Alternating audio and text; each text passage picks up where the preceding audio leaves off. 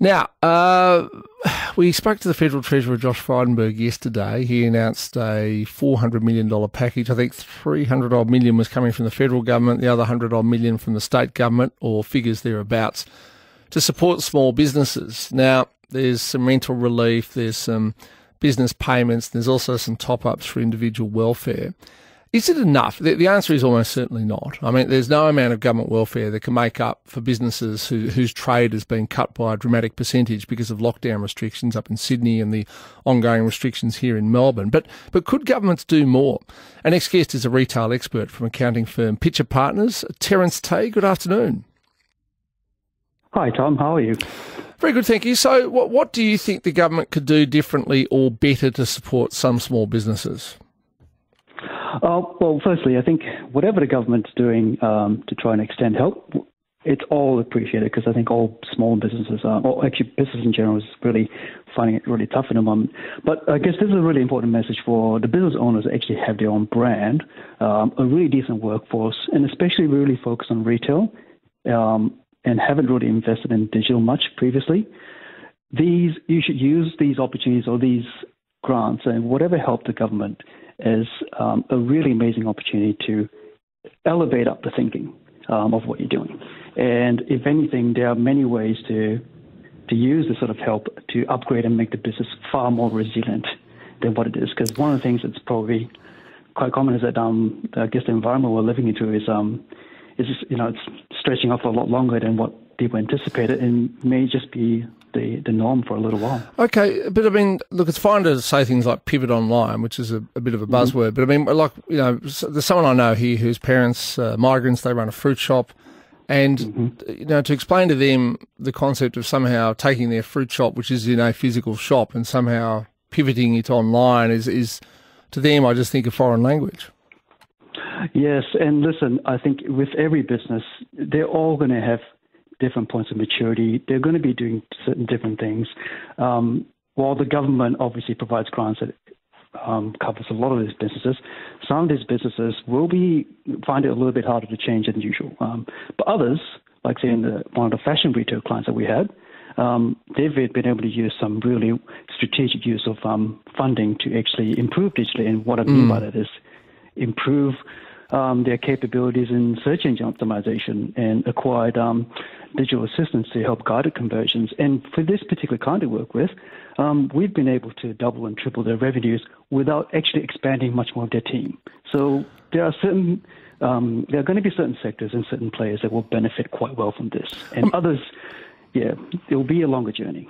I mean, I remember reading about Premier Investments, which is Solomon Lew's company. It owns brands like Smiggle and I think JoJo's and Just Jones and quite a few other ones. Anyway, I mean, they had already well and truly started the transition to digital commerce prior to the epidemic and have been reaping the rewards. Now, their sales and profits are up very strongly over the past year or year and a half, but it's just like, for example, near where I live, there's a flower shop, and every time we've gone to lockdown, like take the lockdown back in February, it occurred on Valentine's Day or just before, and that flower shop obviously had stocked up massively on flowers, but it said that most of its clients didn't want to buy flowers online, like they want to go down and look at them and pick the best bunch, and so they ended up just having to discount them massively to sell them online. I mean, but again, what do we do with a business like that every time the government announces a snap lockdown?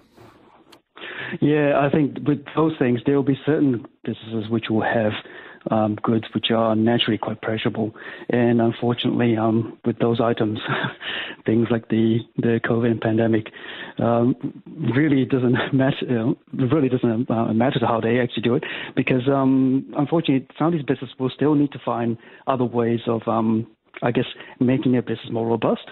And really, with some of these places, it'll be a while before they can actually figure out what is the right way of doing it. Maybe there is actually ways of creating a loyal base of customers that actually allows them to, work with transitioning some of these products into sales and so forth, which doesn't get affected too much by sort of infrequent events. Because obviously things like Valentine's Day and so forth, it's a one-off, but there'd be other ways of looking at business, saying, how can I find ways to actually serve my customers, which is not tied to very specific events that could be the make or break in my business the entire year. Yeah, I know. So, the problem is if you work in retailing, like December and the Boxing Day sales and the extend into January, they can be 40% of your year's revenue because it's Christmas. You just can't just can't change that. It's not birthdays. That's the time when every single person goes out and buys, a whole list of other people Christmas presents. So to hope that things could be spaced out during the year, it just doesn't work like that. Yeah, it's quite interesting because obviously in our country we are very much driven by a lot of these events. But there are examples of companies in the US where they've actually turned their business more into a subscription model. So instead of actually having these spikes of demand of products, they've actually found a way to say, how can I actually deliver a constant stream of shirts and dresses, which are more sort of core things that I wear every day, and that becomes their way of actually engaging with their customers and stabilizing the way they actually bring revenue into their business. So there are definitely ways around this. All right, thank you, Terence. Terence Tay, retail expert from Pitcher Partners. So what he's saying is if you're lucky enough to get a government grant, use it to try and do business differently. But it's just difficult. You get people who might be 40s, 50s, 60s. They've always run a shop or a business a certain way. And some people can turn around and do it differently. But I remember last year we spoke to a bloke who'd sadly invested a lot of money to buy a famous pizza restaurant in Lygon Street. I think it was one of the oldest pizza restaurants in Australia, started in the early 60s. And he was very upset by the fact that effectively his restaurant was now shut down. And I said to him, look, have you thought about doing takeaway, online takeaway? And he said, oh, no, I can't do that. Our restaurant, people have to come in and eat. And I thought at the time, I remember thinking, well, you're going to have to change what you do, because you can't guarantee that people will be allowed to come in and eat, but people still need to eat. So, takeaway's the go. Anyway,